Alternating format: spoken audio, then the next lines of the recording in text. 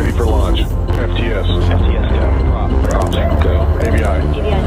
10, 9, 8, 7, 6, 5, 4, 3, 2, 1.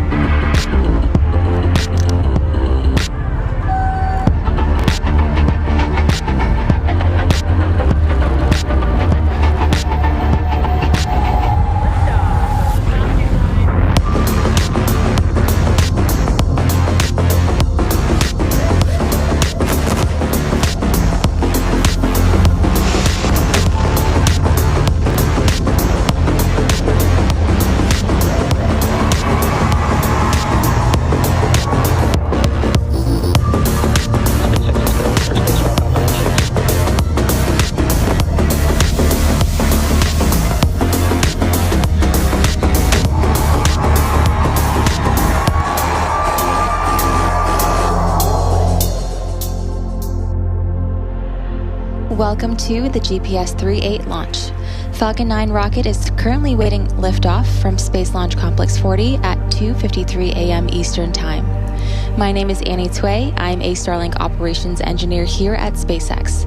For this mission, we are taking the GPS-3 Space Vehicle 10 to orbit on behalf of the United States Space Force. Falcon 9 launched 11 national security missions in 2025, and today's launch will be our third national security mission this year, with several more on this year's manifest for the Space Force, Space Development Agency, and National Reconnaissance Office. GPS 3.8 is Falcon 9's fourth accelerated mission in the past 16 months, with all missions on accelerated timelines for the Space Force, each time decreasing our rapid response while still ensuring safe delivery to orbit. Today's launch will be our fastest national security space launch turnaround, with liftoff currently planned for less than 1 month from being put on contract. This type of mission has typically required a 2-year planning cycle, so the condensed turnaround time here is considerable. Falcon's reliability and reusability is what makes this possible. And here is a view of today's payload before encapsulated into Falcon 9's fairing. GPS-3 Space Vehicle 10, or SV10, is the most innovative spacecraft in national security space launch program history. Once on orbit, SV10 will complete the GPS-3 constellation, marking 32 GPS satellites in the active constellation, with extra redundancy and resiliency, including additional vehicles on orbit. GPS delivers precise timing signals for everyday activities from mobile devices, banking transactions, air traffic control, earthquake detection, to navigation across air, land, and sea. SV10 will deliver GPS capabilities to the warfighter that are 3 times more accurate and 8 times more resilient to jamming than previous constellations. As for the launch vehicle, this will be the 7th flight for today's Falcon 9 booster after previously launching 6 Starlink missions. The range is green, and we are on track for an on-time liftoff at 2:53 a.m. Eastern Time. The evening on the launch pad is looking clear. If for any reasons we are unable to launch today, a backup opportunity is available tomorrow at 2:49 a.m. Eastern Time.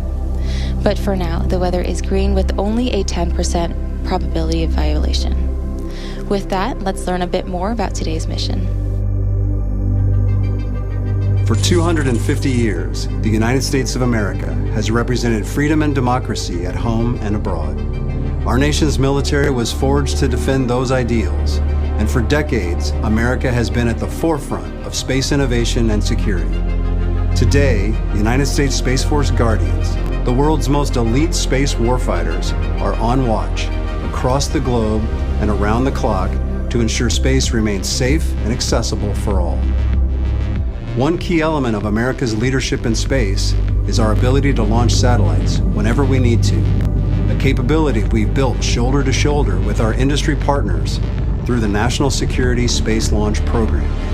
This allows us to deploy the satellites essential for missile warning, secure communications, precision navigation, and more. Of all the technology we have in space, the Global Positioning System, or GPS, is likely the most visible and consequential to your daily life. The launch you're about to see is special because it's the final piece of our new GPS-3 constellation, our most advanced GPS satellites yet. That means the Space Force is providing stronger, more accurate, more reliable GPS for our warfighters and for billions of users around the world just like you. As we celebrate 250 years of American independence, we honor the innovative and patriotic spirit that defines us. That same spirit guides us today, now and for generations to come. Wherever in space our interests go, the United States Space Force will be there to secure them. Semper Super.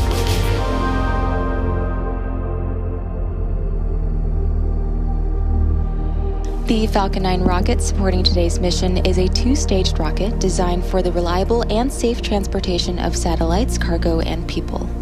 The payload fairing at the top is a protective shell that houses the payload, shielding it from aerodynamic heating until the vehicle is outside the Earth's atmosphere. The shape of the fairing contributes to Falcon 9's overall efficiency, helping to reduce drag during the rocket's ascent. Once in space, the two fairing halves will separate and fall back to Earth, where they will be recovered by our recovery vessel to be refurbished and reused on future flights. Both fairing halves on today's mission are flight proven, with one side flying for its third time and the other for its second. Engine chill has started. Right below the fairing is Falcon 9's second stage, which contains a single Merlin vacuum engine, or MVAC, with a larger engine nozzle optimized for operating in the vacuum of space. And below the second stage is the black carbon fiber inner stage, which is where the MVAC engine is housed until stage separation. Below that, we have the first stage, or booster, that is fully loaded with about 1 million pounds of liquid oxygen and RP-1 rocket-grade kerosene. The first stage makes up the bottom two-thirds of the vehicle and has 9 Merlin M1D engines at the bottom, Stage 1 RP-1 load complete, which generate more than 1.7 million pounds of thrust. And as I mentioned earlier, the first stage supporting today's mission will be making its 7th flight today. About 2.5 minutes into flight, the first and second stages will separate, and the booster will make its way back to Earth to land on our drone ship, Just Read the Instructions, which is currently stationed in the Atlantic Ocean. This will be the last Falcon mission for Just Read the Instructions, which has supported 155 landings to date since it first joined the fleet in 2015. The drone ship will be fully dedicated to supporting Starship operations going forward. At T-minus 5 minutes and 30 seconds, weather continues to look favorable and teams are tracking no issues. Next up in the countdown, the Transporter Erector, or TE, will begin to retract away from Falcon 9. First, we'll see the clamps around the second stage open, and then the TE will begin to pivot back, slowly swinging away from the rocket. We're just about 30 seconds away from seeing those clamp arms begin to open around the second stage. Those clamps help stabilize the second stage during fueling and prevent movement in high winds. Once they're open, tanks are pressing for strong back retract. Once they're open, the rocket will fully free at the top, but will still be held down at the base.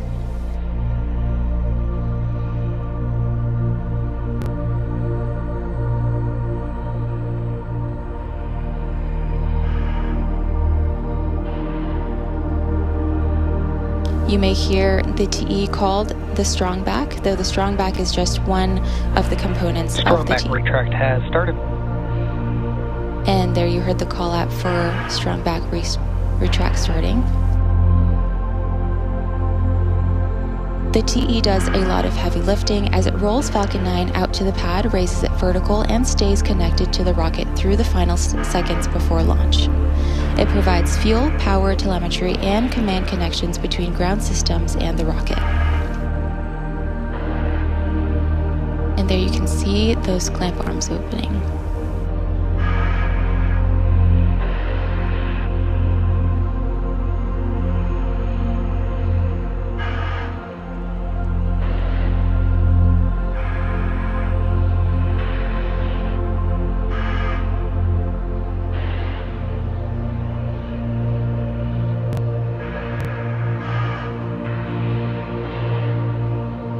And with those clamp arms fully open, we can now see the strong back begin to recline away from Falcon.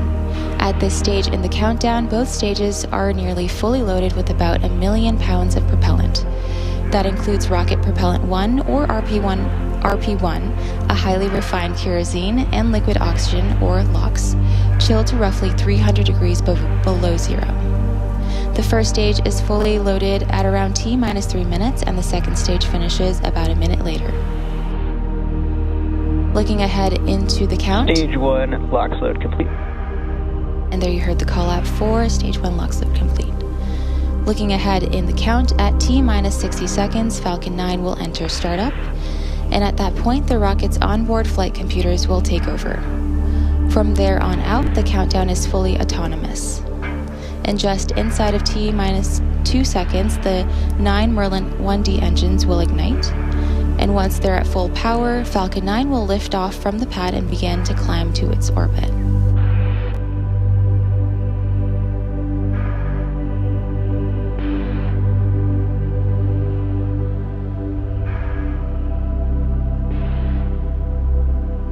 At T-minus 2 minutes, the range is green, the payload remains healthy, and the team is tracking no issues.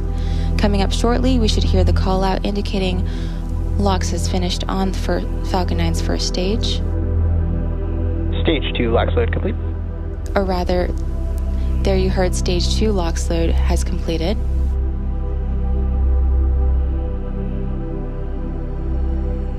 Falcon 9 is now fully loaded with 1 million pounds of RP1 and LOX.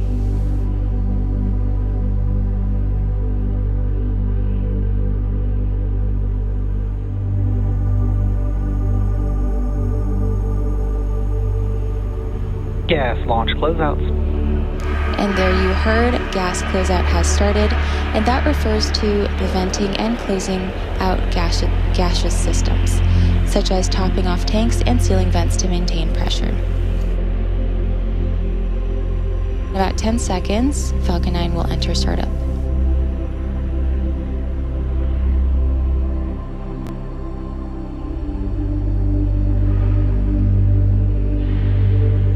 Falcon 9 is in startup. At this point, the autonomous flight computers have taken over the launch countdown, and both stages are pressurizing for launch. We're now just waiting on the final go-no-go from the launch director. Mission directors go for launch.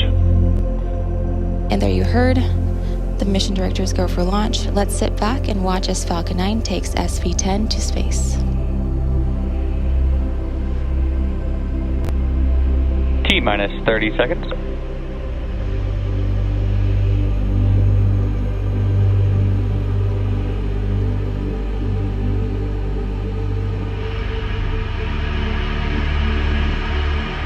T-minus 15 seconds.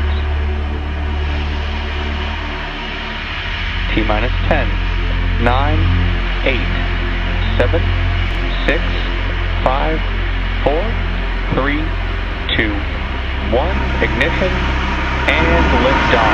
Go Falcon, go GPS 38.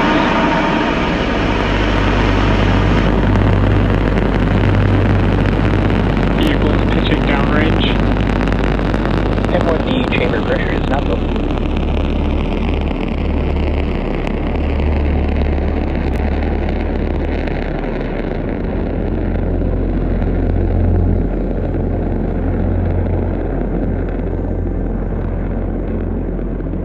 At T plus 30 seconds and counting, Falcon 9 has successfully lifted off from Space Launch Complex 40 at Cape Canaveral Space Force Station in Florida. We're now throttling down the engines to prepare for max Q, the point of maximum aerodynamic pressure during ascent. Max Q occurs when the combination of speed and air pressure puts the greatest stress on the vehicle. Vehicle is supersonic.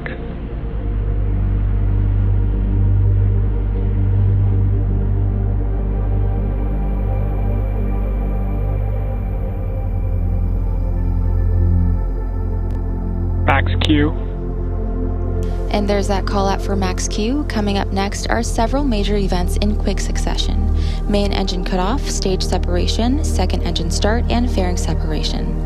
Main engine cutoff, or MECO, is when all 9 engines on the first stage shut down. This is followed by stage separation, which is where the first and second stages are pushed apart. MVAC chill. A few seconds after that, the second stage engine will ignite and continue pushing towards orbit. Shortly after, the two fairing halves will separate and fall away, exposing the payload to space. We should begin hearing those first callouts in about 30 seconds.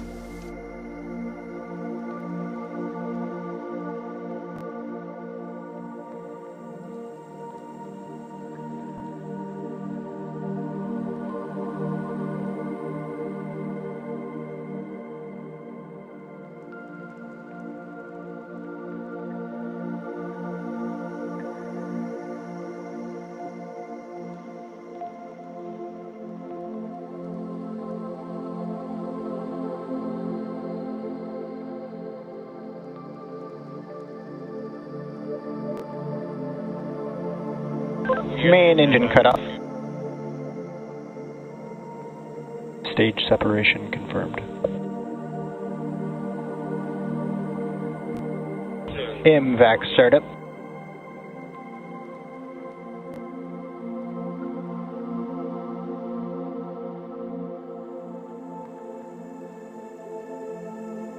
And confirmation for that series of events, which again were MECO, stage separation, and SES-1. Coming up next will be fairing separation. Once the vehicle reaches the vacuum of space, the payload fairings are no longer needed and will be jettisoned away. As mentioned earlier, we will be attempting to retrieve these fairing halves again. Both fairing halves are flight proven, one flying for its third time and the other for its second.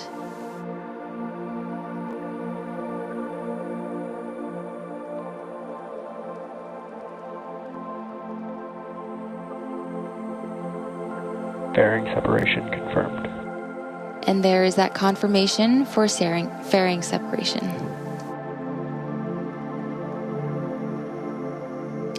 If you're just joining us, you're watching a live coverage of the GPS-38 mission.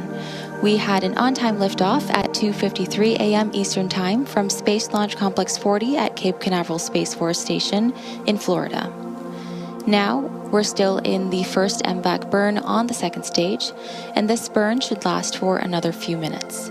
In order to make its way back to land today, the Falcon 9's first stage has 2 more burns to execute. Next up is the entry burn, where 3 of the Merlin engines will reignite. This helps to slow the stage down as it re-enters the upper part of Earth's atmosphere. Following the entry burn, shortly thereafter, the booster will initiate the landing burn, which will slow the vehicle down before touching down on our drone ship. We should be hearing the call out for entry burn in about a couple seconds from now.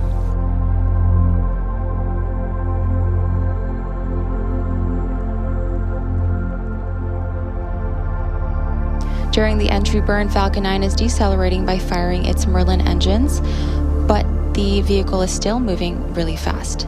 This causes it to fly through Merlin's exhaust gases, also known as the rocket's plume, which deposits a layer of soot on the vehicle surface, which is why our flight-proven vehicles look the way that they do. The soot comes from the carbon-based fuel that Falcon 9 uses, and with each flight, that soot builds up a little more on the outside of the vehicle. We are still more than a minute away from the beginning of the entry burn. As you see on the telemetry on the bottom of your screen, the second stage is still picking up speed.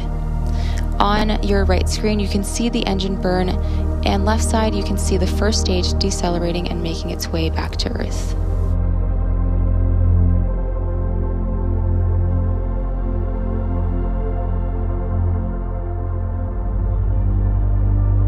Reusability is key to lowering the cost of spaceflight, enabling more investments in critical space infrastructure. Falcon 9's first stage is supporting today's mission. Falcon 9's first stage that is supporting today's mission is performing this entry burn for its 7th time. The payload fairing is also flight proven, with one half flying for its 3rd time and the other for its 2nd. Stage 1 FTS safe. Stage 1 entry burn startup. There you heard the call out for entry burn startup on the Falcon 9's first stage. This burn is set to last about 30 seconds and again is slowing down the vehicle in preparation for its final burn and landing.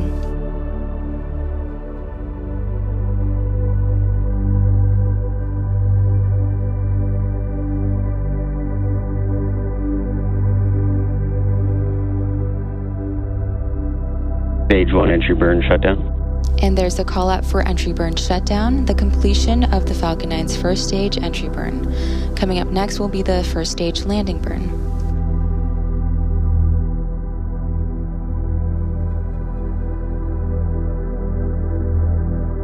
We should hear a call out in a couple minutes for the second engine cutoff 1 or SECO 1, which is when the MVAC engine on the second stage shuts down. That'll conclude the roughly 5-minute burn by this engine needed to get to the proper orbit.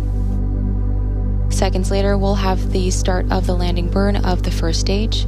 The landing burn is the final burn of the Falcon 9 booster used to reduce the remaining speed of the vehicle in 4 Stage 2 precise terminal guidance. Again, this will be the last Falcon mission for Just Read Stage the 1 Instructions. transonic. For Just Read the Instructions, which has supported 155 landings to date since it first joined the fleet in 2015. The drone ship will be fully dedicated to supporting Starship operations going forward. Stage 2 FTS safe.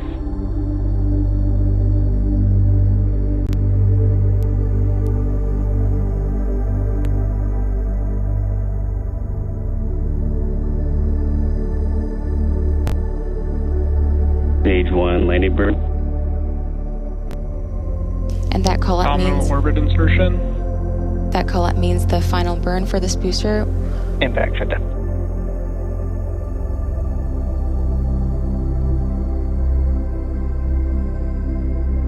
Stage 1 landing leg deploy.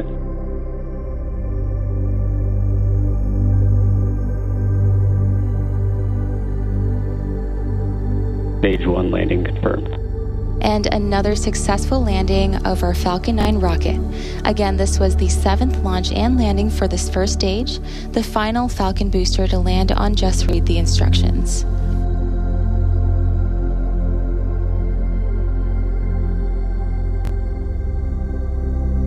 And we also had confirmed good orbit. And back in space, the second stage is continuing its mission to deliver SV10 to orbit. The next major milestone will be the second startup of the Merlin vacuum engine on the second stage, also referred to as SES2. That's coming up at about the T plus 1 hour and 3 minute mark. So we'll be taking a break and be back just before SES2. In the meantime, enjoy the views and space jams.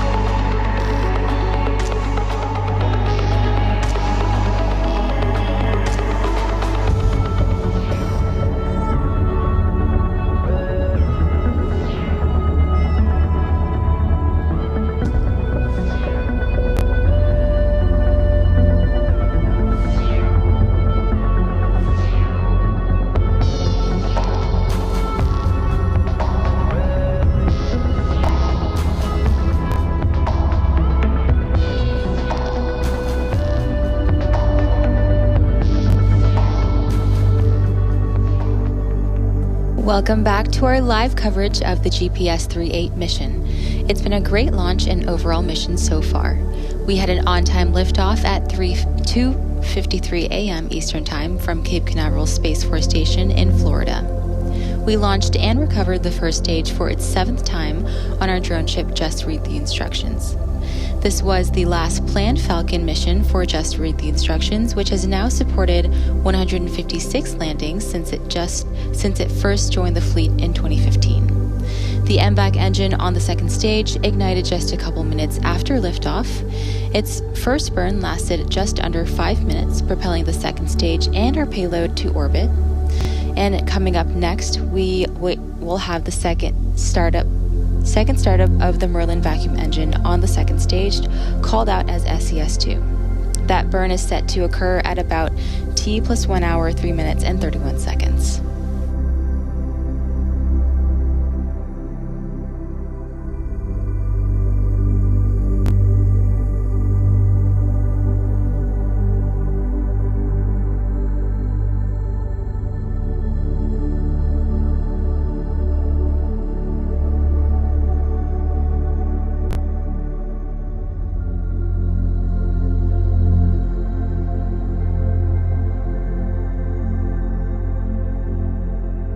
MVAC ignition.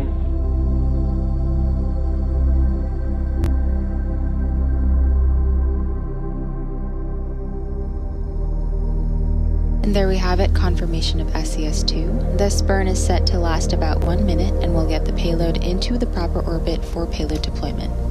And after the second shutdown of the Merlin vacuum engine, we're going to take another break before payload deploy.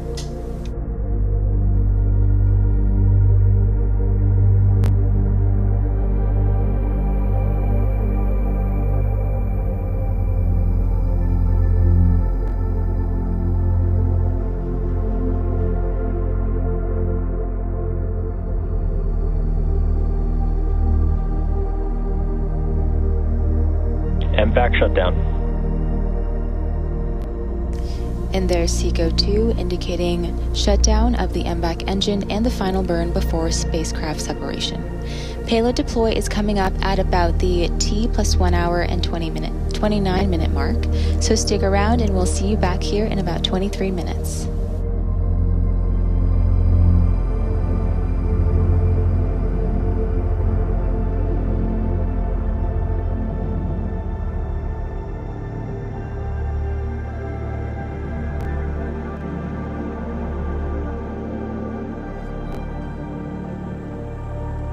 Good, burn 2.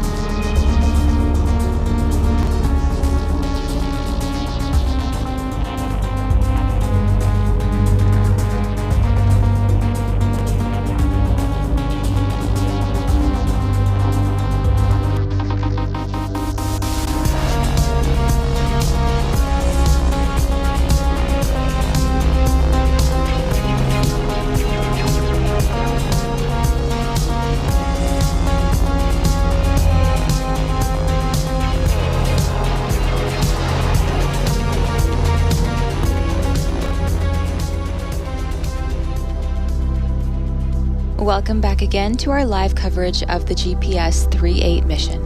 Before the break, we saw the second burn of the Merlin vacuum engine on the second stage, which lasted about 1 minute. Following that, we received confirmation that the vehicle was placed into a good orbit. We're now waiting for a payload deployment coming up at about the T plus 1 hour, 29 minutes and 19 second mark.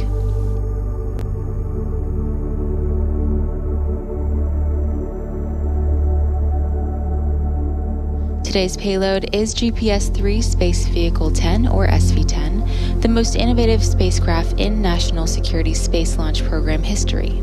Once on orbit, SV10 will complete the GPS-3 constellation, marking 32 GPS satellites in the active constellation, with extra redundancy and resiliency, including additional vehicles on orbit.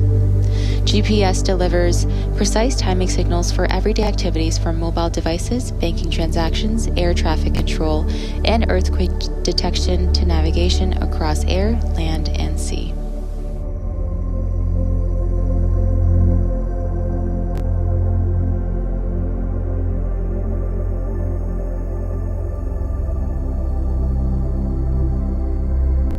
GPS-38 payload deploy confirmed.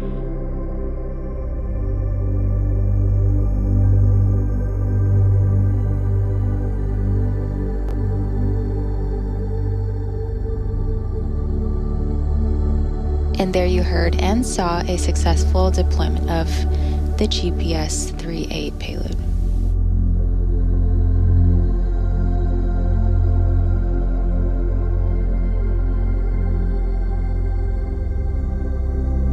And with successful deployment of SV10, we'll be bringing our live mission coverage to a close.